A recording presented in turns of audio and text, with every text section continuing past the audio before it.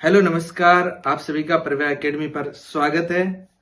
आज हमारे साथ हैं हाल ही में हिंदी विषय से असिस्टेंट प्रोफेसर में चयनित माननीय नरपत परमार सर। आज हम जानेंगे इनकी सफलता के राज।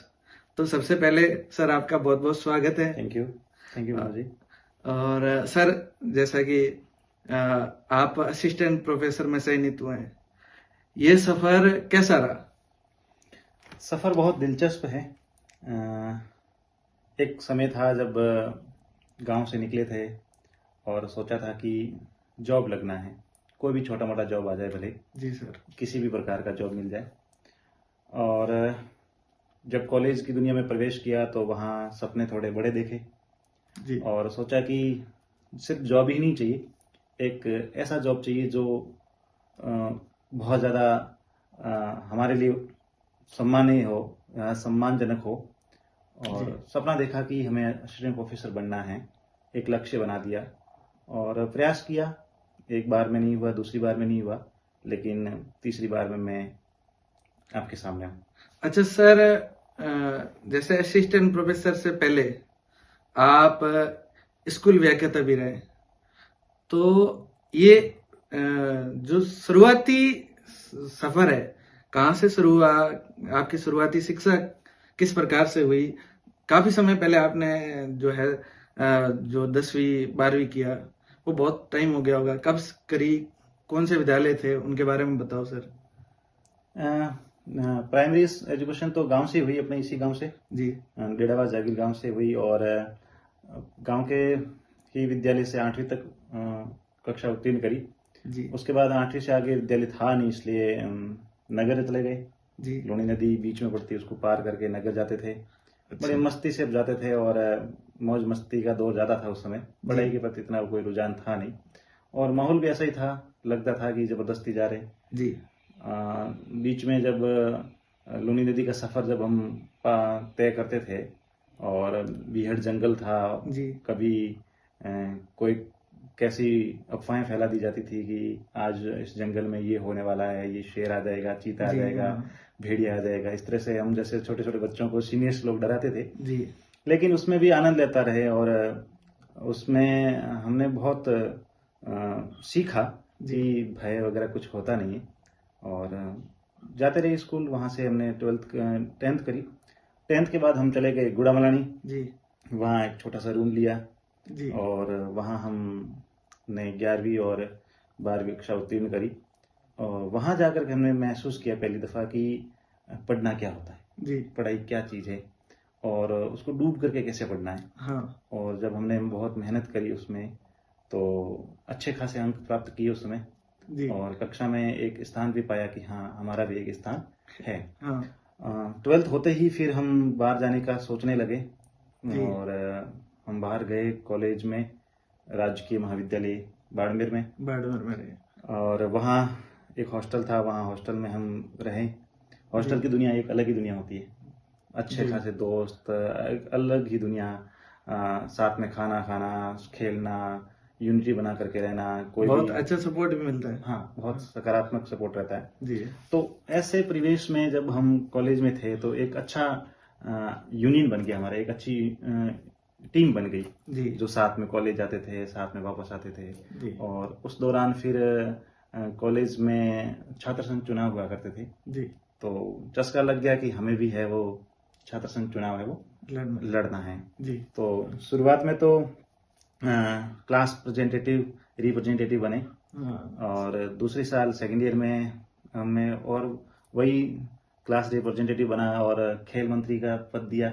जी और थर्ड ईयर में लगा कि नहीं, हमें पूरे पैनल में उतरना है जी और इलेक्शन लड़ना है। तो इलेक्शन लड़ा भी जी और जीता भी। जी और उस दौरान सबसे अधिक वोटों से मैं जीता था जी कॉलेज में। अन्य जो 3 कैंडिडेट जीते थे, जी। जिस यूनियन से मैं लड़ा था, उस यूनियन का अध्यक्ष हार गया था, लेकिन मैं जीता था। अच्छा। अध्यक्ष अपोजिट यूनियन का जीता था जी और मैं जीता था, तो मेरे सबसे अधिक वोट थे। तो ये था कि कॉलेज के जो स्टूडेंट थे, जी और मैं एनएसएस का वॉलंटियर था, तो वो एक अलग पहचान थी एनएसएस की। जी और अच्छा फ्रेंड सर्कल था, जी तो अच्छा सपोर्ट रहा उस इलेक्शन में और हमने इलेक्शन जीते। लेकिन ये था कि इलेक्शन ही सब कुछ था नहीं। जी ये था कि बाहर आए हैं तो कुछ तो करना पड़ेगा। जी इलेक्शन तो जीत लिए, लेकिन इलेक्शन जीतने के बाद फाइनल ईयर के बाद हमारा भविष्य क्या है? जी। कोई भविष्य था नहीं। हाँ तो सोचा कि यहाँ रहें और इसी इलेक्शन और इसी राजनीति में रहे तो शायद भविष्य कुछ बनना नहीं है नहीं। हाँ, तो पीटीटी का एग्जाम दिया और अच्छे अंक लाए जी और अच्छे अंक प्राप्त किए तो अच्छा मनपसंद कॉलेज मिल गया, जी। मौलाना आजाद मुस्लिम सिटी कॉलेज जोधपुर का। जोधपुर में आ गए। अच्छा, वहाँ का भी माहौल बहुत बढ़िया रहा। हम्म, बहुत जम करके मेहनत की हमने और उसमें उस समय मैंने वहाँ कॉलेज को टॉपर किया। हम्म, वहाँ के जो प्रिंसिपल मैम थे वो हमेशा बोलते थे कि कॉलेज में हमेशा लड़कियां टॉप आती है, लड़के कभी आते नहीं। हाँ, तो मैम ने ऐसे मजाक में कहा था या जो भी कहा था, मैंने भी मैम से कह दिया इस बार मैम लड़कियां नहीं आएगी, टॉप इस नहीं बार आएगी। लड़का आएगा। हाँ और रिजल्ट आया तब मैं ही टॉप रहा। हाँ तो ये संयोग भी था। उसके बाद 2013-14 के अंदर जब सेकंड ग्रेड की भर्ती आती है, हाँ मैंने सेकंड ग्रेड का एग्जाम की तैयारी बहुत जम करके की, खूब मेहनत करी। जी। लेकिन उसमें मैं फिर है 2 नंबर से रह गया। अच्छा। तो ये लगा कि इतनी मेहनत करी और उसके बावजूद भी मतलब चयन नहीं हुआ तो काफी निराशा हुई। निराशा हो रही। फिर आर्थिक स्थिति भी इतनी अच्छी थी नहीं, तो एक पास में स्कूल पढ़ती है वहाँ जोधपुर में ही, तो वो स्कूल को मैंने वो ज्वाइन कर लिया। अच्छा। तो वहाँ पर मैंने 3 साल तक लगातार पढ़ाई करवाई, बच्चों को अध्यापन कार्य किया। उस दौरान फिर 15-16 में ये वैकेंसी आ जाती है स्कूल व्याख्याता की, और इस व्याख्याता की भर्ती में फिर मैं वापस से स्कूल छोड़ करके तैयारी में जुट जाता हूँ। अच्छा। और इसका जब परीक्षा मैंने दी, इसका रिजल्ट जब आया तो मैं बहुत आसान्वित था कि वाकई में इस बार रिजल्ट अच्छा रहेगा। और राजस्थान में मेरी 125वीं रैंक लगी। अच्छा। उसी दौरान मैंने असिस्टेंट प्रोफेसर का एग्जाम भी दिया था। लेकिन पहला ये था कि हमें जॉब चाहिए जी। तो असिस्टेंट प्रोफेसर की पोस्ट बहुत कम होती है और स्कूल लेक्चर की पोस्ट ज़्यादा थी उस समय। हाँ तो मैं इतना चांस लेना नहीं चाहता था कि मुझे एक बार जॉब मिल जाए तो उसके बाद देखेंगे। सही है। तो स्कूल लेक्चर की तैयारी के दम पर ही मैंने असिस्टेंट प्रोफेसर का एग्जाम भी दिया था। उसमें इंटरव्यू कॉल भी हुआ था। हाँ। और उसमें फिर मैं 0.69 से रह गया था। अच्छा। फिर ये दौर यूं ही चलता रहा। फिर स्कूल मिल गई यहाँ गाँव में, वापस यहाँ आ गए और यहाँ आने के बाद स्कूल पढ़ाते रहे बच्चों को। फिर भी वो एक जुनून था कि नहीं, मुझे असिस्टेंट प्रोफेसर तो बनना है। हाँ। तो फिर वापस भर्ती आती है, उसमें मैंने एग्जाम दिया, इंटरव्यू कॉल फिर हुआ। लेकिन फिर मैं वापस फाइनल है वो मेरिट से 2 नंबर पीछे रह गया। बिल्कुल। फिर वापस ये 23 में भर्ती आई। हाँ। फिर मैंने ठान लिया कि अब ये अंतिम है। अगर करना है तो इसमें कर लेंगे, नहीं तो फिर वापस यही स्कूल की दुनिया और इसी तरह से बच्चों को पढ़ाना और इसी स्कूली शिक्षा के अंदर काम करना। हाँ। तो ये लास्ट प्रयास था। मैंने कहा इसमें अपन को पूरा मन लगा के काम करना है, पढ़ाई करनी है। हाँ। तो हमने करा और आपके सामने।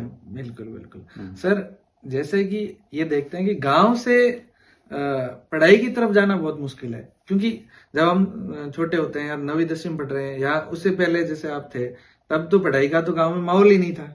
आपने भी कहा कि ऐसा था नहीं कुछ, पढ़ने में लगता था फंस गए। तो अभी कैसे पढ़ाई की तरफ कैसे गए, दूसरा काम क्यों नहीं पकड़ा? ऐसा था कि गांव में चुनिंदा उस समय सरकारी सेवक हुआ करते थे जी। 1-2 मिल जाता था मुश्किल से। हाँ। तो घर में भी चाचा जी अकेले टीचर थे जी, और पापा जो कि 5वीं पास करके ही छोड़ दी थी इन्होंने। हाँ। तो पापा का ये जुनून था कि मेरा बेटा है वो एक गवर्नमेंट सर्वेंट बने जी, पर उन्होंने यही सोचा था कि टीचर बने। हाँ। मैं बीच में पुलिस कांस्टेबल के पद पर चयनित हुआ। हाँ। लेकिन उन्होंने मना कर दिया कि उसमें जाना है नहीं।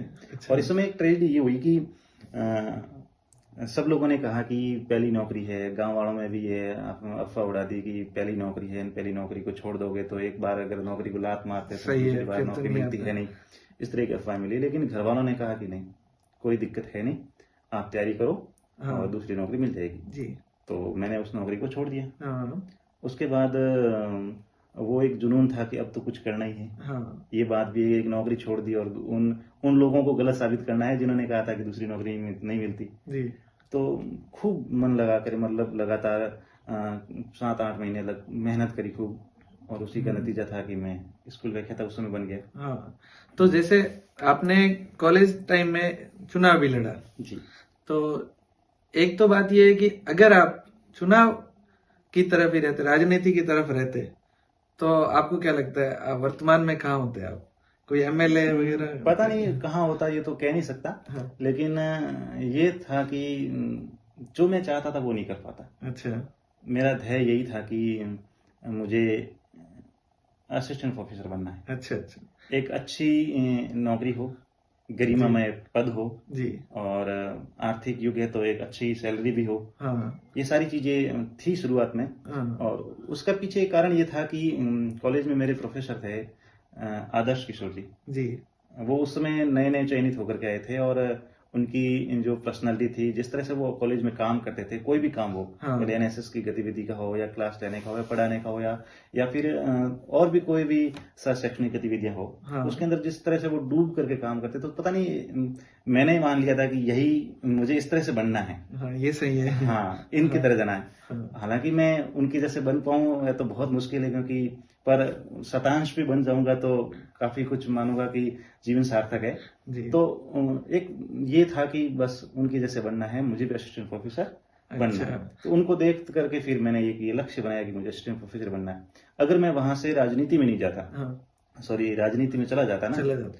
तो शायद छोटा मोटा कोई कहीं पर पद लेकर के आज घूम रहा होता छात्र नेता के नाम पर मुझे नहीं लगता कि कोई भविष्य सुनहरा इतना होता, भविष्य क्योंकि में राजनीति में इतना एक मजबूत बैकग्राउंड चाहिए, और वो पैसे वगैरह भी चाहिए। चीजें, हाँ, हाँ तो वो चीजें है नहीं अपने पास। और ग्रामीण परिवेश से जो भी लड़का होता है, जो कॉलेज में कदम रखता है और राजनीति का उनको चस्का लग जाता है, हाँ। और जो राजनीति करना चाहते हैं, तो मुझे लगता है कि उनमें से उन विद्यार्थियों को विशेष करके सतर्क रहना चाहिए जिनका राजनीति बैकग्राउंड बिल्कुल भी नहीं है, शून्य है, और राजनीति में उनका भविष्य उनको दिखता भी नहीं है, हाँ लेकिन वो सिर्फ और सिर्फ वो पब्लिसिटी के चक्कर में उतर जाते हैं राजनीति में। सही है। उनको बचना चाहिए। सही है।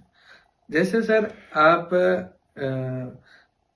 अपनी जो बीएड वगैरह है कंप्लीट करके आप कह रहे थे कि आपने कोई प्राइवेट स्कूल में पढ़ाया, और ये देखने को मिलता है कि कोई व्यक्ति जब बीएड या एमए वगैरह कर लेता है, थोड़ी तैयारी करता है, फिर वो प्राइवेट स्कूल की तरफ जाता है। क्या कारण रहते हैं, प्राइवेट स्कूल की तरफ क्यों जा रहे हैं लोग नहीं, उस उम्र में? मेरा तो ये था कि पारिवारिक स्थिति इतनी अच्छी थी नहीं कि एक लड़का जो जोधपुर जैसे शहर में रहे, और उसको हर मंथ लगातार 5-6 साल काफी उनको खर्चा रहता आर्थिक है। सहयोग मिलता रहे घर से, इतनी अच्छी स्थिति थी नहीं। ठीक है। दूसरी चीज थी कि छोटा भाई भी साथ में था, जी। और दोनों का खर्चा निर्वहन करना तो बहुत मुश्किल था घर वालों के मुश्किल लिए। है। तो मुझे लगा कि जब अभी सेकंड ग्रेड एग्जाम में थोड़ा सा पीछे रह गया हूँ, सब्जेक्ट पे अच्छी खासी कमांड ठीक है, हो गई है, और आने वाली भर्ती भी नज़दीक तो है नहीं, तो एक प्राइवेट स्कूल की तरफ आप जाकर के क्लास लेंगे तो उसमें क्या होगा कि आपको आर्थिक सहयोग भी मिलेगा, हाँ और उसके साथ साथ में आपका विषय पर पकड़ भी बनेगी। ये सही है। तो मुझे लगता है कि मैंने जब प्राइवेट स्कूल में 4 साल पढ़ाया, तो विषय पर जो पकड़ थी वो और मजबूत होती गई, सही है। और साथ साथ में आर्थिक सहायता भी मिल गई। हाँ। जिससे कि मैं मेरा और भाई का खर्चा वहां निकाल पाया। तो ये जरूरी हो जाता है जिस कंडीशन में जो गांव के बच्चे बाहर जाते हैं, और उनको निकट भविष्य में लगता है कि अभी फिलहाल 1-2 साल में की कोई वैकेंसी है नहीं, हाँ। तो उसको निश्चित तौर पे अगर वो प्राइवेट स्कूल ज्वाइन करके पढ़ाई को जारी रखता है, तो बेहतरीन विकल्प है कि वो दोनों चीजें मैनेज कर पाएगा। और क्या रास्ता हो सकता है प्राइवेट स्कूल के अलावा? कोई स्टूडेंट्स अपना जो आर्थिक कमी है उसको पूरा कैसे कर सकता है? नहीं, रास्ते तो खूब सारे हैं वैसे तो, जो शिक्षा में भी सहयोगी हो आगे जैसे उसकी पढ़ाई बहुत में। सारे रास्ते हैं ऐसे तो, लेकिन शिक्षा से जुड़ा हुआ सबसे बेहतरीन हाँ। रास्ता मैं मानता हूँ कि अगर आप ग्रेजुएशन करने के बाद पीजी करते हैं, हाँ और साथ में आप पीजी कंप्लीट होते ही आप नेट जेआरएफ कर लेते हैं, हाँ। और नेट जेआरएफ करने के बाद आप अगर कहीं पर भी पीएचडी में एडमिशन लेते हैं, एमफिल में एडमिशन लेते हैं, तो आप बहुत अच्छी खासी आपको एक स्कॉलरशिप मिलती है। सही है। उसके साथ आप एमफिल और नेट कर सकते हैं, एमफिल और पीएचडी अच्छे से कर सकते हैं, और अच्छा सा आपको है वो स्कॉलरशिप मिलती है। स्कॉलरशिप तो एक तो ये अच्छा ये रास्ता है। तरीका है। हाँ। और साथ में आप अगर घंटे 2 घंटे कहीं ट्यूशन के रूप में अगर पढ़ाते हैं, वो भी बेहतरीन विकल्प है। लेकिन ये तभी करना चाहिए किसी भी विद्यार्थी को जब उसको लगे कि हाँ वाकई में जरूरत है, घर वालों ने हाथ खड़े कर दिए हैं, अब इतना पैसा वो घर वाले नहीं भेज पा रहे नहीं हैं, भेज सकते। तो ऐसी कंडीशन में वो करता है तो उसका रिजल्ट भी अच्छा ही मिलता है। और शौक मौज के लिए कि अच्छे कपड़े पहनने हैं, अच्छे से घूमना है, गाड़ियां लेनी है, उसके लिए आप कर रहे हो, तो फिर आप लक्ष्य से भटक रहे हो, कोई मतलब है नहीं। वो तो प्राइवेट स्कूल से तो संभव ही नहीं है, संभव ही नहीं है ना। हम्म। तो ये सही है।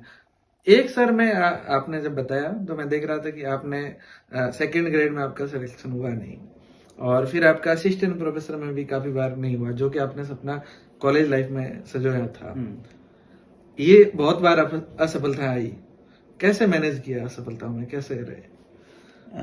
जब सेकंड ग्रेड में पहली बार जब दिया तब हुआ नहीं तो काफी निराशा हुई थी। हाँ, कि इतनी मेहनत, मैं मानता हूँ कि मैंने मेरे जीवन में सबसे अधिक मेहनत किसी दौर में करी है तो वो सेकंड ग्रेड की तैयारी के दौरान करी है। हाँ, मैं लगातार 15-15 घंटे 3-3 4-4 महीने पढ़ता था। हाँ, 2-3 महीने लगातार ऐसे रहे जिसमें मैंने 15-16 घंटे से कभी कम पढ़ाई करी भी नहीं। नॉर्मल इंसान को नींद मुझे लगता है कि 6 घंटे तक काफी होती है। 6 घंटे के अलावा जो समय बचता है उसमें से 1-2 घंटा दूसरे काम में लगा देने के बाद वो पूरा का पूरा जो समय था वो मैं पढ़ाई पे देता था। सही है। लेकिन मैं मानता हूँ कि उस समय मैं विषय को समझ रहा था, सब्जेक्ट को जान रहा था, उसमें उतरा था पहली बार। तो इतनी मेहनत से विषय काफी ठीक हुआ, लेकिन उतना नहीं हो पाया कि मैं कंपटीशन में सिलेक्ट हो पाऊं। और वही वजह रही कि मैं महज 2 नंबर से उस समय पीछे रह गया। तो थोड़ी सी निराशा तो जरूर हुई, लेकिन निराशा को भी अगर आप निराशा के बादलों को हटाना चाहोगे तो उसका लिए यही है कि आपके अंदर एक जुनून होना चाहिए कि चलो कोई नहीं, अब तो काफी अच्छी तैयारी हमारी हो गई है और अब इस तैयारी को और धार कैसे दी जाए। और इस तैयारी को धार देने के लिए हमें जो कमियां रह गई है हमारे अंदर, जो कौन कौन सी चीजें हम ठीक नहीं कर पाए, कहाँ कहाँ हमने गलतियां ज्यादा करी, उसको उस पर फोकस करना चाहिए, उसको चिन्हित करके उसके ऊपर मेहनत करने की आवश्यकता है। अब जब निराशा आ गई तो 4 दोस्त मिलते थे, 5 जने मिलते थे, जब भी तो बातें करते थे कि इतनी मेहनत करने के बाद में चैन नहीं होता जी। तो उसमें सिस्टम को दोष नहीं देते थे और नहीं देना चाहिए। उसमें यही था कि हम खुद को आकलन करें कि भाई मुझ में ही कोई न कोई कमी रह गई। तो हम खुद में झांकते थे, फिर कहते थे कि कोई नहीं, इसमें नहीं हुआ तो शायद इससे बेहतर लिखा होगा। अगर मुझे लगता है कि उस समय मेरा सेकंड ग्रेड में हो जाता तो शायद मैं सेकंड ग्रेड बंद करके ही रह जाता, शायद आगे प्रिपरेशन करता भी नहीं तो काफी ज्यादा 2 साल बाद मेरा वापस जब व्याख्याता में हो गया तो शायद ये था कि ऊपर वाला कुछ और ही ज्यादा बेहतर चाह रहा था, तो वो हो गया। यही एक वाकया हुआ कि जब फर्स्ट ईयर में था, नहीं सेकंड ईयर में था मैं, सेकंड ईयर में था तो किसी मित्र ने जीएनएम के अंदर फॉर्म भर दिया और फर्स्ट ईयर वो छोड़ करके जीएनएम करने चला गया। मेरे को भी लगा कि उसने कहा कि तुम भी आ जाओ। मैं भी चलो कि मैं आपके साथ जीएनएम में भी कर लूंगा, कि उन्होंने कहा कि बीएड आज के दौर में करने वाले खूब सारे लोग हैं, नौकरियां मिलती है नहीं, इस तरह की चीजें, और इस तरह का माहौल आज भी है, उस समय भी था। तो घर आया कि 70-80 हजार रुपये चाहिए और मैंने जीएनएम करनी, और घर वाला ने स्पष्ट मना कर दिया कि इतने पैसे तो है ही नहीं। तो निराश होकर के चलो कोई नहीं है तो वापस जाते हैं, हॉस्टल में रहेंगे और वापस बीए ही करेंगे, देखेंगे जो भी लिखा होगा। अब मुझे लगता है कि कहीं न कहीं वो उस समय वो चीज नहीं हुई तो बेहतर हुआ। बहुत अच्छा हो गया। अगर वास्तव में वो चीज हो जाती, उस समय 70-80 हजार रुपये मिल जाते और मैं जीएनएम करने लग जाता तो आज छोटा मोटा कोई क्लिनिक खोल करके बैठा रहता और शायद मेरा क्या भविष्य होगा मैं नहीं समझ पा रहा हूँ, लेकिन वो नहीं हुआ तो बेहतर के लिए हुआ। तो कभी कभी मुझे लगता है कि विद्यार्थियों के जीवन में कुछ चीजें नहीं होती है ना, तो वो हमें ये सोचना चाहिए कि वो हमारे बेहतर के लिए हो रही है और हमारे लिए बहुत कुछ अच्छा लिखा है इसलिए वो चीजें हो रही है। तो कुछ चीजें नहीं है हमारे जीवन में या कुछ चीज का अभाव है तो उसको हमें अभाव की तरह नहीं देखना चाहिए, उसको देखना चाहिए कि ये हमारे बेहतर के लिए। सही है, इस तरह से पॉजिटिव रह सकते हैं और पॉजिटिविटी है जो सफलता की तरफ ले जाती है। बिल्कुल सकारात्मकता। अच्छा, जैसे सर आपने स्कूल में प्राइवेट भी पढ़ाया और गवर्नमेंट में भी पढ़ाया, स्कूल के साथ आपने पढ़ाई को कैसे मैनेज किया? काफी टाइम तो स्कूल में चला जाता है, कैसे मैनेज करते थे? देखो स्कूल में 6-7 घंटे आपको देने होते हैं। 2 चीज है कि आप, एक टाइम होता है हमारे जीवन का एमए बीएड करने के बाद का 4-5 साल का या 1-2 साल का मान लीजिए। इस दौर में अगर आप मौज मस्ती में डूब जाओगे तो आपके पास समय बचेगा बिल्कुल भी नहीं। 8-7 घंटे आप स्कूल में दे रहे हो, उसके बाद आपके पास काफी टाइम बचता है। अगर कोई भी बंदा स्कूल के साथ साथ रेगुलर नियमित हम्म, 4-5 घंटे नियमित पढ़ रहा है और बाकी चीज़ों की तरफ ध्यान नहीं दे रहा है, जैसे कि जहाँ आवश्यकता नहीं है वहाँ वो नहीं जा रहा है, जी ज़्यादा फ्रेंड सर्कल में गप्पे लगाना नहीं जाता है, जी और पारिवारिक रिश्ते जहाँ जाना अनिवार्य है उसको छोड़ करके और कहीं नहीं जाता है, जी और सिर्फ नियमित पढ़ाई पर फोकस करता है। भले 8 घंटे आपने स्कूल में पढ़ाए तो 5-6 घंटे आकर घर पढ़ लो, सही है। 4-5 घंटे आप घर पे पढ़ रहे हो लगातार, तो उससे कि आपका सब्जेक्ट से जो जुड़ाव है वो हाँ आपको बहुत अच्छा बेनिफिट देता है, बहुत अच्छा फायदा होता है। हम्म, और जब जैसे ही वैकेंसी की डेट आ जाती है या परीक्षा की तिथि नजदीक आ जाती है, उस वक्त तो आपको पूरा टाइम है फिर अपने उस पर देना पड़ेगा, पढ़ाई पे। तो उस वक्त तो देखो, जैसे अभी के दौर की बात करूं मैं, तो अभी तो मैंने वैकेंसी से कुछ टाइम पहले ही मैंने छुट्टियां ले ली, जी जरूरी हो गई थी। और जहाँ प्राइवेट में था तो वहां तो मैंने छोड़ दी स्कूल हाँ कि भाई अब मैं नहीं दे पाऊंगा सेवाएं, सही है। तो उस समय मैंने 6 महीने छोड़ दी थी। हाँ और जैसे ही मेरा एग्जाम हो गया तो वापस ज्वाइन कर ली। जी तो एक तो आपको कंटिन्यूटी बहुत जरूरी है, भले आप 2 घंटे पढ़े 4 घंटे पढ़े लेकिन नियमित पढ़े। पढ़े और दूसरा है कि जब आपकी वैकेंसी नजदीक है हाँ उस समय आप पूरी तरह से फ्री हो जाए, फिर बाकी चीज़ों को एक बार आप साइड में कर दीजिए कि छुट्टियां मिल रही है, पर जॉब में है वो, इन सर्विस है वो, छुट्टियां ले लीजिए। जी और प्राइवेट है वो जैसे तैसे मैनेज करके पूरी तरह से फ्री हो जाए, फ्री हो और जाए। पूरा फोकस अपना उस पर होना चाहिए। लगभग 4-5 महीने अपना उस पर फोकस होगा। सिर्फ उसी से काम नहीं चलेगा, एक लंबी पढ़ाई तो आप कर ही रहे थे साथ कर ही साथ रहे में, थे, जो उसके शुरू से ही साथ कर में रहे हैं। एग्जाम से पहले 4-5 महीने पूरी तरह से पढ़ाई पे फोकस करोगे, हाँ तब जाकर के आपका चयन होता है, सफल होते हैं। अच्छा, तो सर पढ़ाई का जो सही टाइम है ना, वो क्या है, रात का या दिन का या कैसे ये है? सुबह जल्दी या लेट नाइट? अपनी अपनी प्रकृति पर निर्भर करता है। हाँ बहुत सारे विद्यार्थी ऐसे हैं जिनको सुबह 4 बजे उठ करके 3 बजे उठ करके पढ़ने का जुनून है, वो पढ़ते हैं।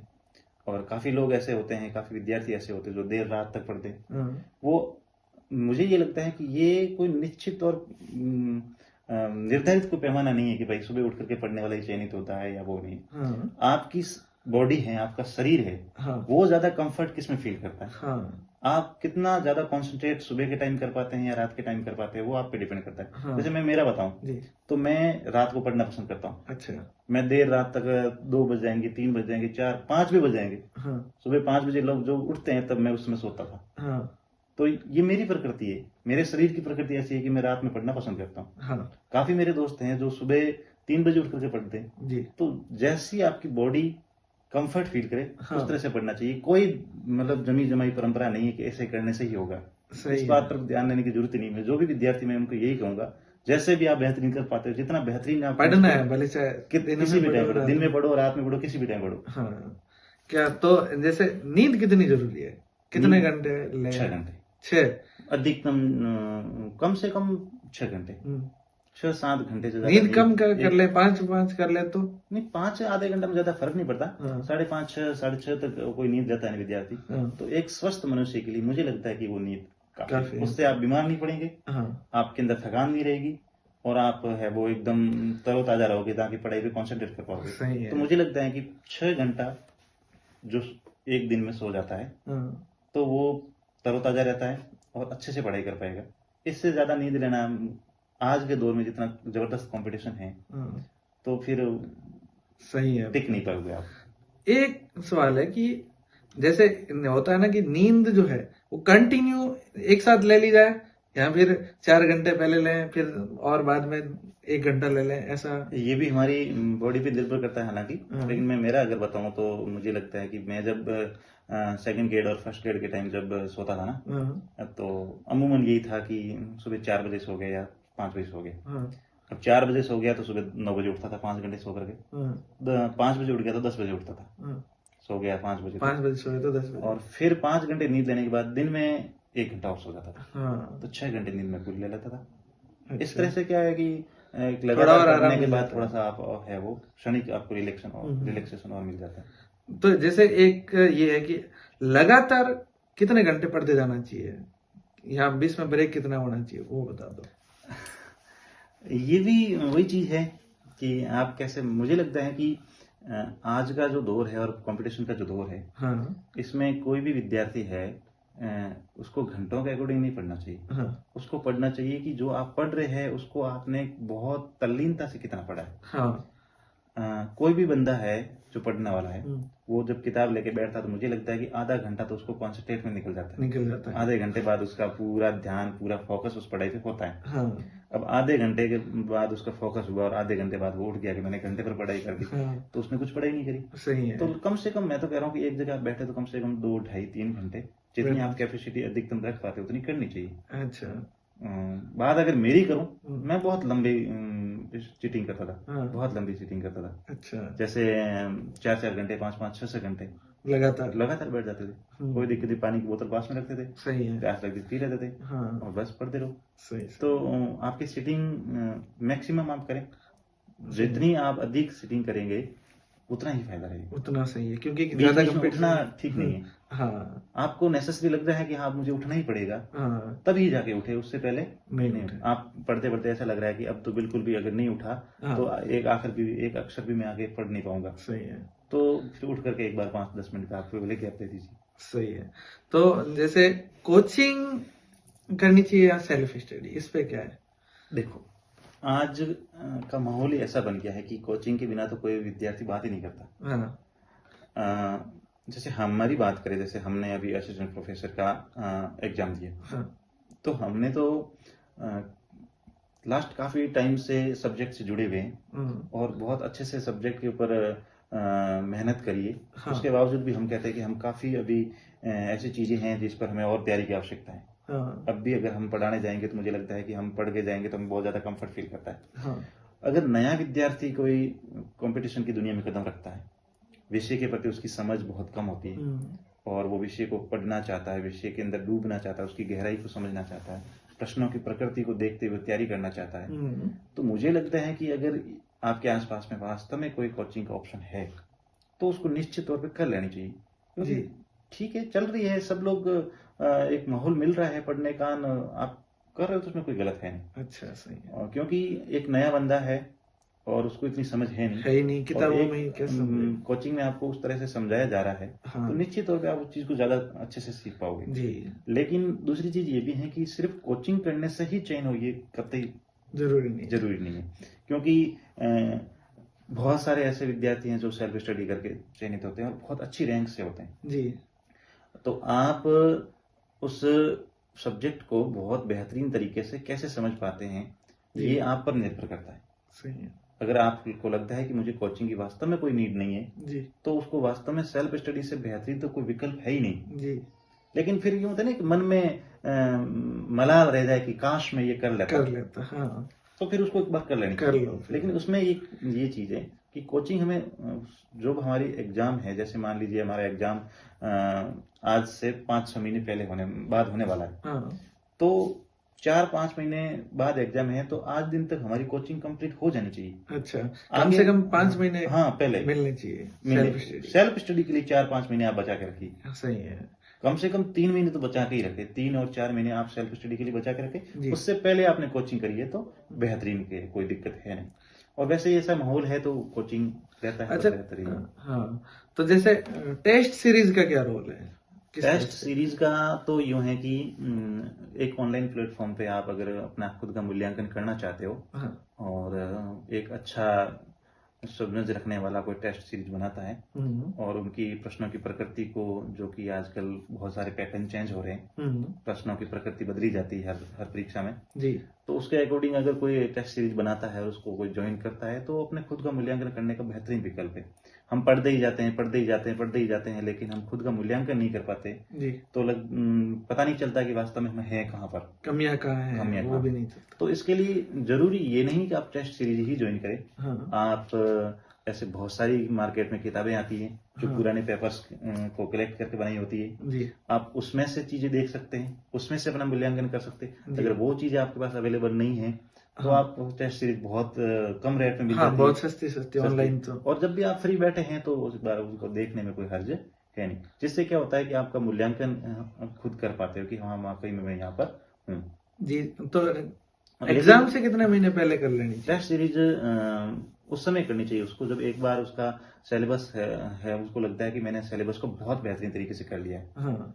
जब आपका सिलेबस ही प्रॉपर तरीके से तैयार नहीं है, हाँ। आपने पूरे पाठ्यक्रम को बहुत अच्छे से पढ़ा नहीं है, तो उससे पहले टेस्ट बिना तैयारी के तो बिना टेस्ट तैयारी देना के ही कोई नहीं मतलब है। ही नहीं। आधे लोग तो शौक आप शौक से देते रहते नहीं, हैं। ऐसा नहीं करना हाँ। चाहिए। एक बार आप उसको अपने सिलेबस को बहुत अच्छे से करिए, हाँ। और अच्छे से करने का मतलब है कि एक दफा नहीं, हम्म। एक बार आपने कहीं से भी जो भी आप मैटर पढ़ रहे हो उसको पढ़ा, हम्म। उसका फिर आपने बहुत अच्छे से रिवीजन किया, हाँ। और फिर आपको लगता है कि हाँ अब मैं परीक्षा अगर कल हो जाए तो मैं देने के लिए तैयार हूँ, हाँ। तब उसको तैयारी है वो टेस्ट सीरीज की है वो देना देना चाहिए, join करना। परीक्षा ज्वाइन करनी चाहिए, या फिर नहीं देता तो कोई और प्रश्नों का है वो।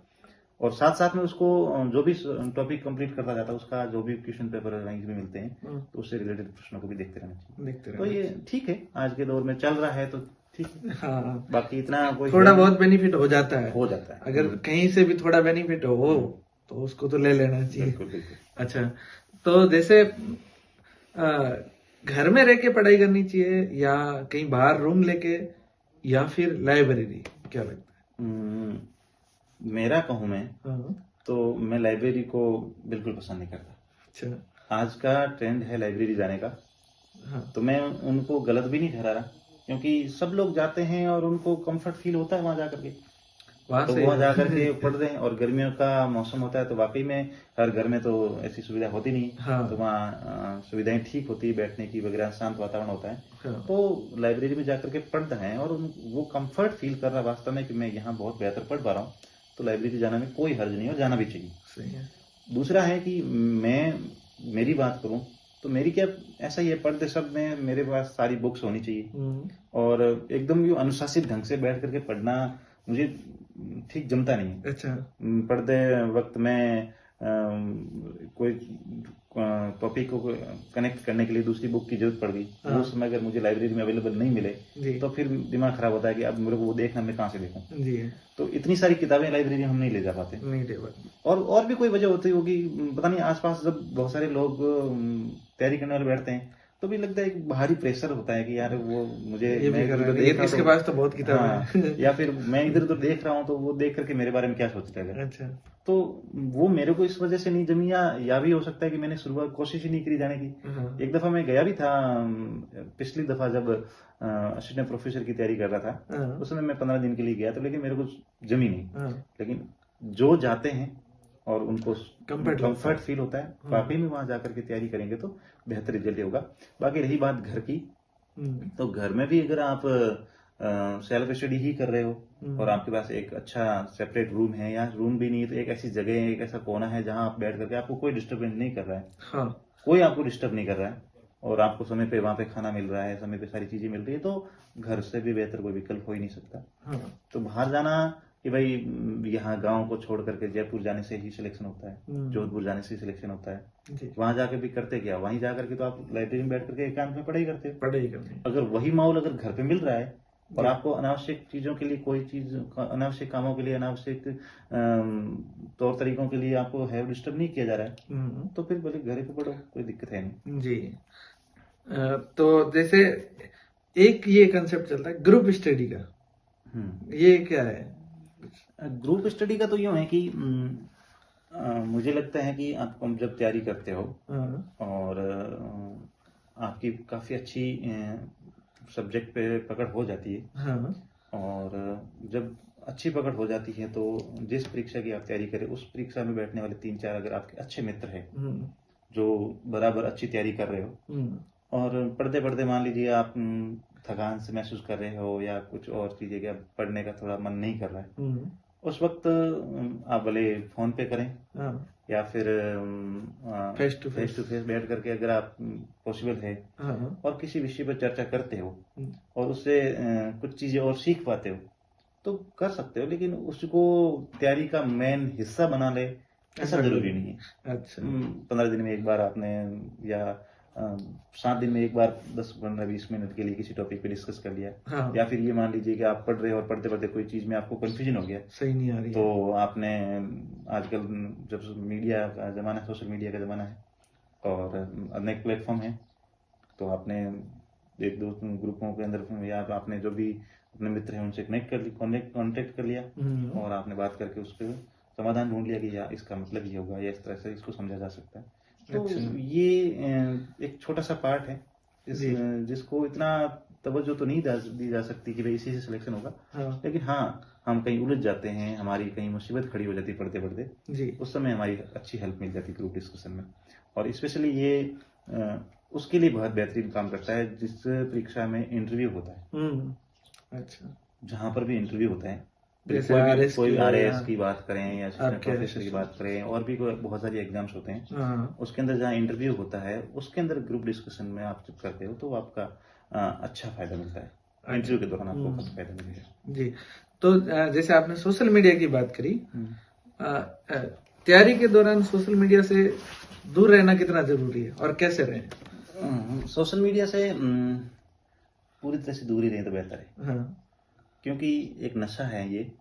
और यहाँ पर हर कोई पब्लिसिटी पाना चाहता है, हाँ। मेरे इतने फॉलोअर्स हो गए, मेरे इतने लाइक आ गए, मेरे इतने सारे कमेंट्स आ गए, जी। हाँ। और उसका हम इंतजार करते हैं, कोई पोस्ट चढ़ा देते हैं, उसके बाद बार बार देखते हैं कि अब इसने इतने लाइक आ गए, इतने इतने हो गए। सही है। और जब तैयारी कर रहे हो एक लक्ष्य बना करके, और जी। उसको जब आप अचीव कर लोगे और एक अच्छी पोजीशन पे आप आ जाओगे, हाँ। तो इन चीज़ों की आपको नीड ही नहीं रहेगी। आप जब पोस्ट डालोगे तो अपने आप बहुत सारे लाइक्स और कमेंट्स सारी चीज़ें आ जाएगी। जी सही है। तो कम से कम चलो, आजकल जीवन का एक हिस्सा बन गया है, हम्म। भले वो फेसबुक हो, इंस्टाग्राम हो या व्हाट्सअप हो। हाँ। व्हाट्सअप तो बहुत काम की चीज़ें हैं कि हमारी सूचनाओं का बहुत सारी चीज़ों को हेल्प भी करती, पढ़ाई में करता है। हाँ। सारी चीज़ें हेल्प करती हैं, कहीं ना कहीं मोबाइल हेल्प तो होता ही है, लेकिन उसका सकारात्मक उपयोग करना है। सोशल मीडिया सिर्फ पब्लिसिटी के लिए और पब्लिसिटी अपने आप को, इमेज को बड़ा बनाने के चक्कर में इसका यूज करें तो कोई मतलब है नहीं। अच्छा। हेल्प में काफी, जैसे हाँ। यूट्यूब है तो वहां से आप कंटेंट देख बाकी सकते हो। पढ़ाई के दौरान उससे दूर रहें तो बेहतर है। अच्छा। अनावश्यक चीज़ों से दूर रहें। बाकी फेसबुक है, टेलीग्राम है, इसमें बहुत सारे हमारे आजकल तो कंटेंट टेलीग्राम आते तो हैं। बहुत शिक्षा का पढ़ाई बहुत के बड़ा केंद्र बन गया है। पढ़ाई का बहुत बड़ा केंद्र है, हाँ। और वहाँ पर बहुत सारी चीज़ें मिल जाती है, हमें बिल्कुल। आसानी से मिल जाती है। जी जी। अच्छा। तो जैसे आप हिंदी से प्रोफेसर बने हैं, असिस्टेंट प्रोफेसर हैं, तो आप हिंदी में तो बहुत कहानियां, काव्य वगैरह हैं, आप पढ़ते तो होंगे ही होंगे, लिखने का, लेखन में शौक रखते हैं? नहीं, अभी लेखन का इतना कुछ यूं मतलब कि मुझे लिखना ही है और लिखने के उद्देश्य कभी से ऐसा कुछ कुछ लिखा, ट्राई किया हो? क्योंकि ऐसा नहीं लिखा। हाँ। बाकी यूं चलते फिरते कुछ बना देते तो वो अलग बात है। बाकी हाँ, सोशल मीडिया पे शेयर कर देते हैं। हाँ हाँ, वो यहाँ कुछ रखा हुआ है अलग से? नहीं, अभी कुछ लिखा है और रखा हुआ भी पड़ा है, अच्छा। और समय आने पे उसको सामने भी लाया जाएगा। अच्छा। पर क्या अभी लिखते हैं? कहानी लिखते हैं या कोई काव्य वगैरह वो? नहीं, ऐसे भी कोई कहानी भी नहीं कह सकते उसको, जीवन की कुछ घटनाएं उनको लिख देते हैं। अच्छा अच्छा। कोई चीज, प्रकृति का नजारा अच्छा लग गया, कोई चीज अच्छी लगी, उस पर 2 लाइन लिख दी, हम्म। तो वो चीजें ऐसी लिखी जाती है और लिख देते हैं मन में जब उठती है बात तो। और समय आने पे उसको सामने भी लाएंगे। अच्छा। फिलहाल इस तरफ अभी ज्यादा फोकस रहा नहीं है। अच्छा।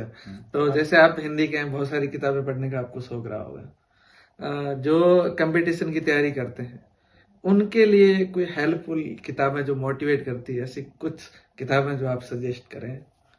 देखो, ऐसा है कि जो पढ़ने वाला होता है ना, हाँ।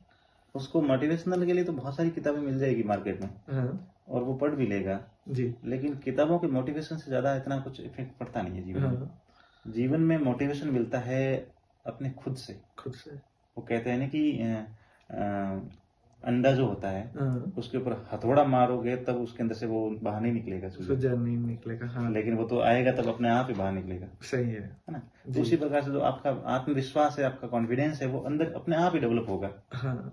अब उसको बाहरी तौर पे अगर आप थोपोगे या भर दोगे, तो वो एक गुब्बारे की तरह होता है। मैं अक्सर उदाहरण देता हूँ कि गुब्बारे के अंदर जब हवा भरते हैं, हाँ। तो हवा भर करके उसको छोड़ देते हैं किसी रूम में कहीं पर भी, दूसरे दिन देखते हैं उसकी हवा कम हो जाती है, 10 दिन बाद देखते हैं वो बिल्कुल खाली हो जाता है। हाँ। तो ये जो मोटिवेशन जो होता है, ये कुछ समय के लिए तो हमें बहुत अच्छा प्रेरित कर देता है, लेकिन असल में जो हमारा जो आत्मविश्वास है, वो आत्मविश्वास आता है हमारे खुद की मेहनत से जी।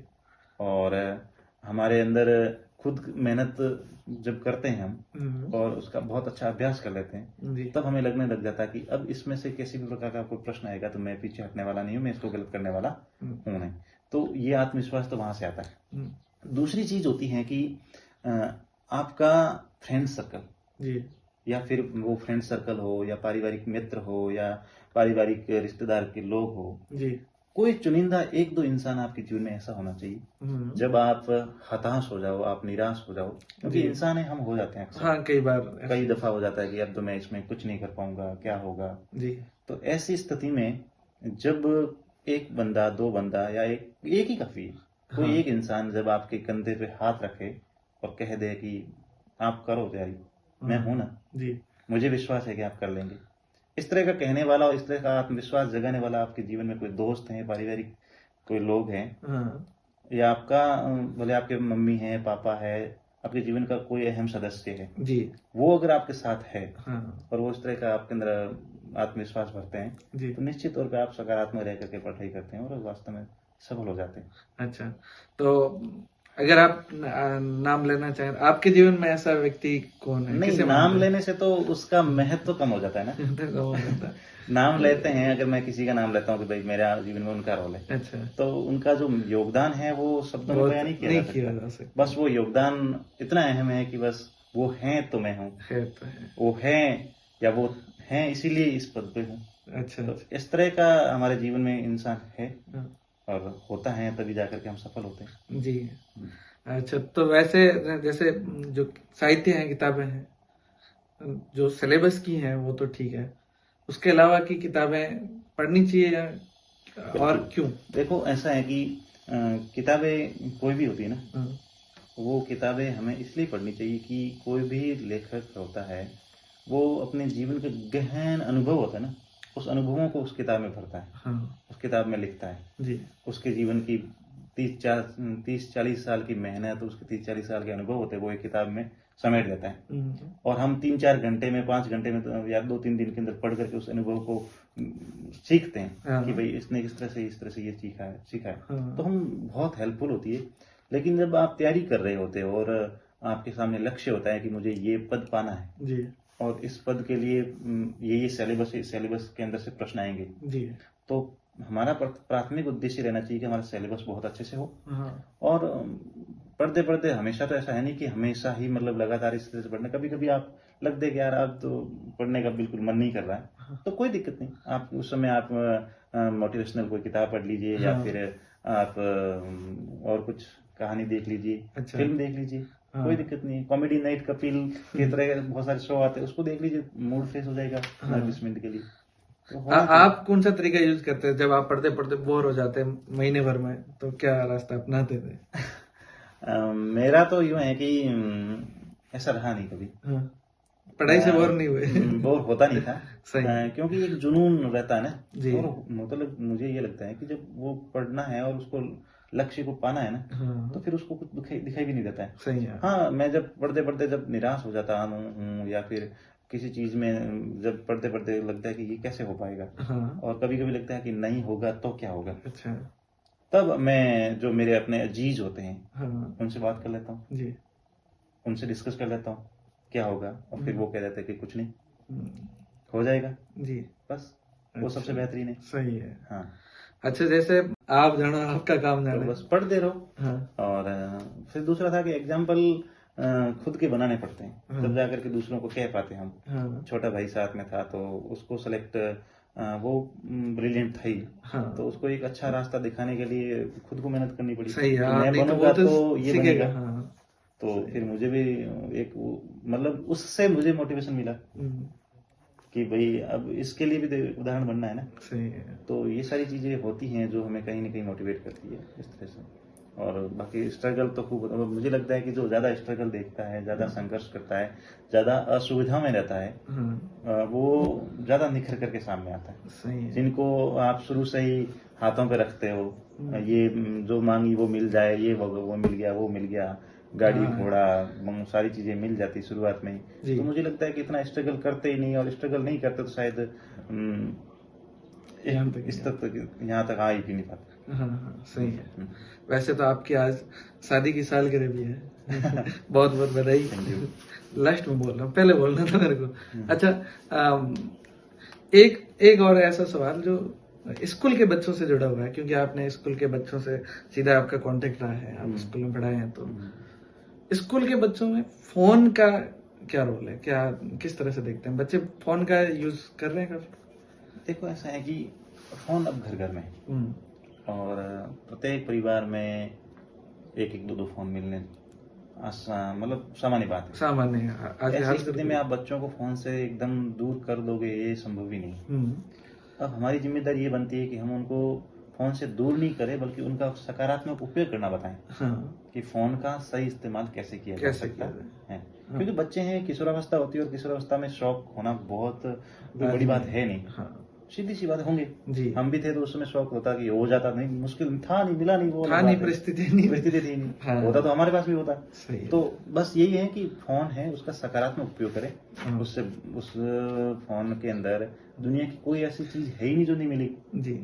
अब उसमें से बुरी भी है, अच्छी भी है। सही है। अब आप उसमें से अपने पढ़ाई के लिहाज से, अपने भविष्य निर्माण के लिहाज से, और अपना जो लक्ष्य तय कर रखा उसको पाने के लिहाज से जो सकारात्मक चीजें हैं जी, वो आप अगर ग्रहण करते हो तो बेहतरीन है। लेकिन उसका भी एक लिमिट उपयोग होना चाहिए, एक सीमित दायरे में उपयोग होना चाहिए। यूं नहीं कि सारे दिन सुबह से लेकर शाम तक फोन ही लेके बैठ जाए। अच्छा। और सबसे जरूरी है कि वो चस्का नहीं होना चाहिए कि भाई फेसबुक, सोशल मीडिया, इंस्टाग्राम, इन चीजों के अंदर उलझ करके रह जाए। वो चीज नहीं हो। गूगल पर बहुत सारी चीजें मिल जाएगी, आपको पढ़ने का मटेरियल मिल जाएगा जी। बहुत सारी कंसेप्ट है जिनके क्लासेस ऑनलाइन मिल जाती हैं, वहाँ यूट्यूब पे मिल जाती हैं। और भी ऐसे बहुत सारे प्लेटफॉर्म हैं जी। सही। आप अलग अलग प्रकार की लैंग्वेज सीखना चाहते हो तो वहाँ पे ट्रांसलेट का ऑप्शन मिल जाता है। ऐसे कितने सारे विकल्प है फोन के अंदर जिससे आप बहुत कुछ सीख करके अपने जीवन को बहुत ऊंचाई दे सकते हो जी। सही है। लेकिन हम तो बस फोन के अंदर एक ही चीज, फोन ही वही दिखता है, इंस्टाग्राम, फेसबुक और यूट्यूब, पता नहीं क्या क्या चीजें ये है। बस हम इसी में उलझ के रखे। इससे बहुत आगे फोन है और इसका सही इस्तेमाल करना आना चाहिए। और जहाँ गार्जियंस है जो अनपढ़ है उनको तो पता नहीं है। सही तो ऐसे में फिर बच्चों खुद की अपनी जिम्मेदारी बन जाती है कि हमें थोड़ा सा संयमित रहना है और हमारा लक्ष्य क्या है उसको पाने के लिए सकारात्मक उपयोग करें। अच्छा, ऑनलाइन जो है एजुकेशन एक ऑफलाइन है, दोनों में क्या फर्क है, कैसे क्या कर सकते हैं? देखो ऐसा है कि दोनों चीजें किताब होती है, एक किताब जो पढ़ते हैं अपन खोल करके जी। साहित्य का विद्यार्थी हो तो जब पढ़ते हैं तो उस किताब को पढ़ते समय जो एक किताब का पढ़ने का जो आनंद होता है ना, कहते हैं ना वो अंदर से किताब की खुशबू वो आती है, उसको जब डूब करके पढ़ते हैं ना वो आनंद, अगर वही किताब अगर ऑनलाइन पढ़ोगे तो नहीं आएगा। ठीक है। अच्छा। लेकिन अब उसी की तरह आजकल ऑफलाइन क्लासेज और ऑनलाइन क्लासेज दोनों होने लगी। ऑनलाइन क्लासेज उसके लिए सक्सेस है जो बच्चा अपने खुद को बहुत बेहतरीन तरीके से जानता है कि मुझे पढ़ने के अलावा कुछ नहीं करना है, मेरा ध्येय सिर्फ यही है जी। तो वो उसमें से अच्छा सीख लेगा, घर बैठे सीख लेगा, एक बाहर नहीं जाना पड़ेगा उसको, या उसको एक अच्छा माहौल वहां मिल जाएगा। सही है। ऑफलाइन क्लासेज में बहुत सारी चीजें पढ़ाई के साथ और सिखाई जाती है। आपको संस्कार सिखाए जाते हैं, आपको अनुशासन सिखाया जाता है, आपको लोग बहुत सारे विद्यार्थियों के बीच में अपने आप को समायोजित कैसे करना है वो सिखाया जाता है। आपको सामने वाले को फेस कैसे करना है वो चीज सिखाई जाती है। बहुत सारी चीजें हैं जो ऑफलाइन क्लासेज में होती है। तो ऑफलाइन क्लासेज का बहुत अहम रोल है। और हमारे सवाल जो उठते हैं, हमारे मन में विचार जो उठते हैं, उनका सवालों का, विचारों का जवाब हाथों हाथ मिल जाता है। सही है। तो ऑफलाइन क्लासेज का बेनिफिट तो निश्चित तौर पर है ही जी। लेकिन ऑनलाइन क्लासेज उन लोगों के लिए बहुत बेहतरीन है जो परिस्थितियों के अनुकूल वहाँ ऑफलाइन में नहीं जा पाते जी, या फिर घर से बाहर नहीं जा पाते, परिस्थितियां अनुकूल नहीं होती जी। तो उन लोगों के लिए ऑफलाइन क्लासेज है वो पढ़ने के हिसाब से ठीक भी है। अच्छा, तो अभी मेरे तो सवाल हो गए, अभी कुछ और किसी के भेजे हुए सवाल है। जैसे एक HX रवि करके भेजा है कि जिंदगी में सफल इंसान कैसे बने, वो भी बिना नौकरी के। हाँ, तो नौकरी पा लेना ही कोई सफलता का पैमाना नहीं है। अच्छा।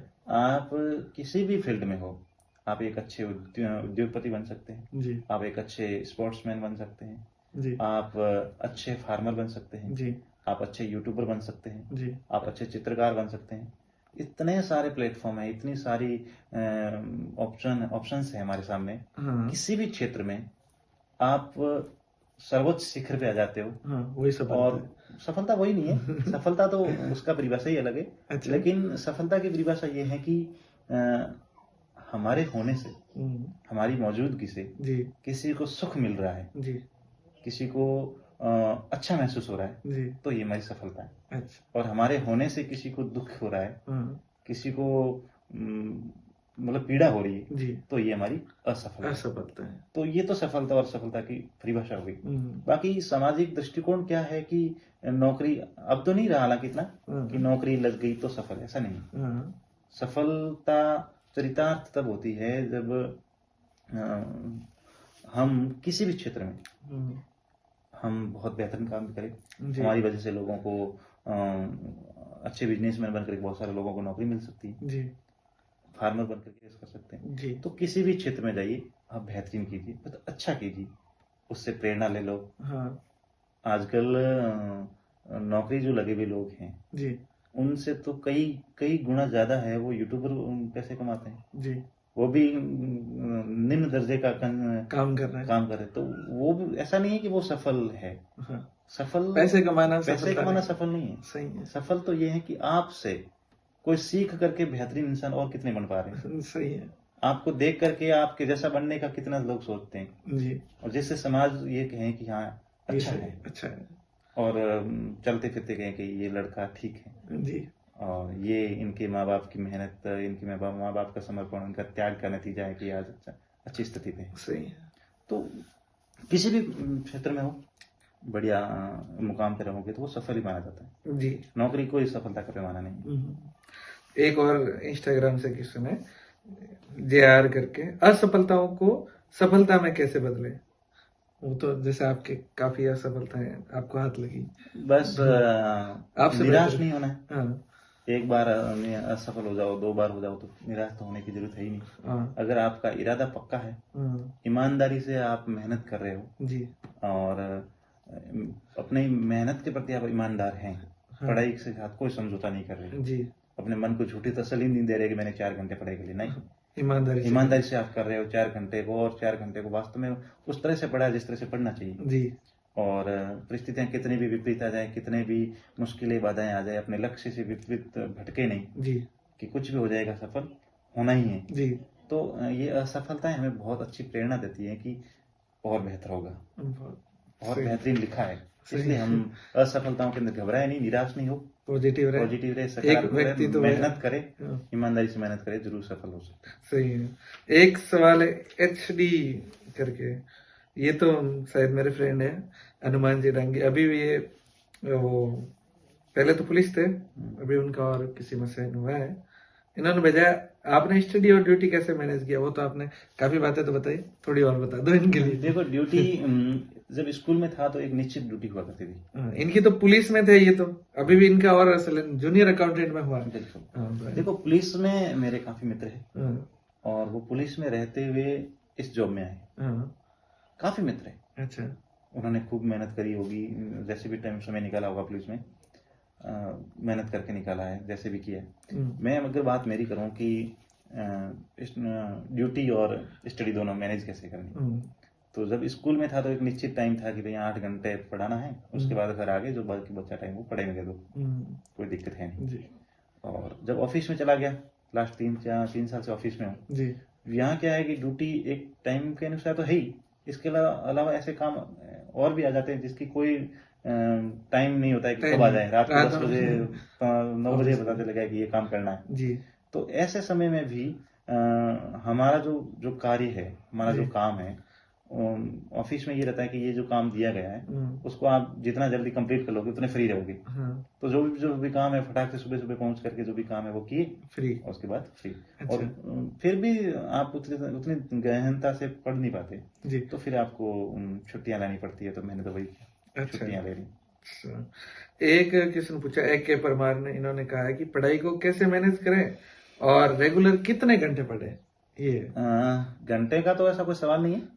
मुझे लगता है कि 24 घंटे जो हमें मिलते हैं, हाँ। उसमें से 6 घंटे आप नींद में डाल दीजिए, हाँ, और उसके बाद जो आपके पास बचते हैं 18 घंटे, हाँ, 18 घंटे में से 2 घंटे और निकाल दीजिए हाँ, और दूसरे काम में, सही है, फिर बचते हैं 16 घंटे। 16 घंटे 14 15 16 घंटे 14 15 16 घंटे अगर आप वास्तव में एक लक्ष्य लेकर के चल रहे हो, जी, तो इतना समय निकालना कोई मुश्किल है नहीं। और तो पढ़ना चाहिए, जी। पर सिर्फ घंटों को ही हमें काउंट नहीं करना, उस घंटों के दौरान जो पढ़ाई की गई है वो देखें, वो देखना है कि उस दौरान हमने कितनी मेहनत सही। की है, और उसको हमने कितना सही तरीके से पढ़ करके याद कर पाए हैं, कंठस्थ कर पाए, समझ पाए। जी, तो घंटे मायने इतने नहीं रखते जितना वो पढ़ रहे हैं, वो हमारे जहन में, हमारे कितना मन उतर मस्तिष्क में कितना सेट हुआ है। हाँ।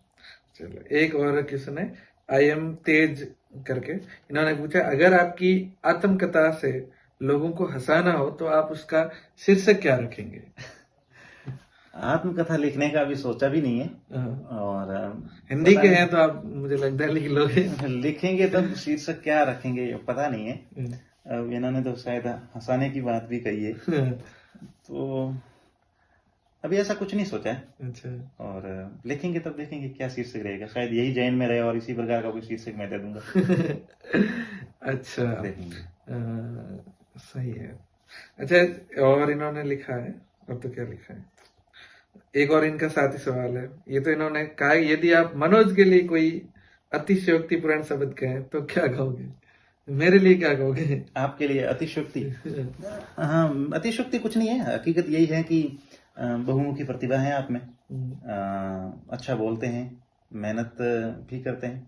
मैं एक सलाह जरूर देना चाहूंगा, पढ़ाई करें खूब, बहुत अच्छी पोस्ट डिजर्व कर रहे हैं आप, और वहां तक पहुंचेंगे निश्चित तौर पे।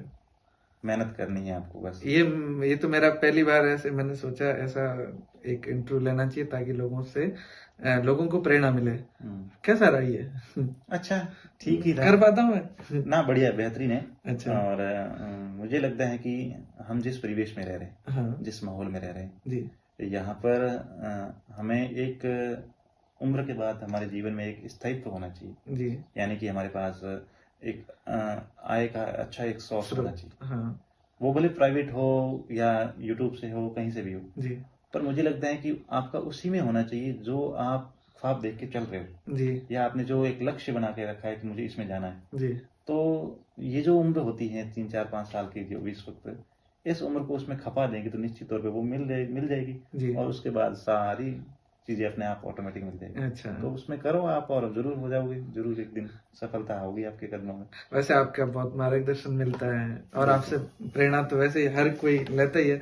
और अच्छा एक लास्ट सवाल मेरा ये, असिस्टेंट प्रोफेसर बन गए हैं, जो आपने सपना कॉलेज में सोचा है? कोई भी सर्विस हो बहुत अच्छी है। हाँ और अच्छे सर्विस इसलिए हैं कि वो लोगों की मदद करने के लिए या हेल्प के लिए, मतलब उन लोगों की सहायता के लिए होती है। और शिक्षक जो अब एक ऐसा है जो लोगों को बनाने के लिए होता है, जी। उनका जीवन बनाने के लिए होता है। सही है। तो मेरा यही रहता है कि मैं ऐसे घरों में खुशियां लाऊं जिन्होंने सिर्फ ख्वाब देख रखे हैं कि मेरा बेटा सक्सेस होगा, जी। सफल होगा, जी। होगा कि नहीं होगा, और वो उनके ख्वाब कभी पूर्ण हो और उसमें थोड़ा बहुत भी मेरा योगदान रहेगा, तो मुझे लगेगा कि मेरा शिक्षक होना अपने आप में सार्थक है। सही तो है। मैं ऐसे बच्चों का भविष्य बनाना, जो वास्तव में बहुत ऐसे परिवेश से आते हैं जहाँ पे शिक्षा पहुंच नहीं पाती है। जी।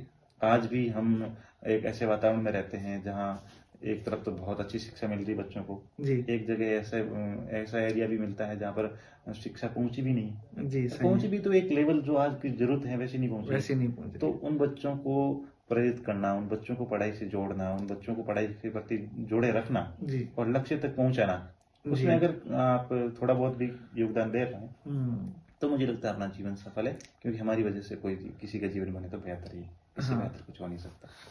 तो वैसे सारे सवाल समाप्त होते हैं और आप लास्ट में आपके और कुछ विचार जो हमारे लोग देख रहे हैं उनको एक ऐसी सलाह देना चाहें तो क्या है? ज्यादातर मेरे तो शिक्षक या शिक्षक वही हैं होंगे। और पढ़ने वाली हैं, हाँ। तो मैं तो उनसे यही कहूंगा कि भले आप सर्विस में हैं हाँ। या सर्विस में नहीं हो, तैयारी कर रहे हो, हाँ।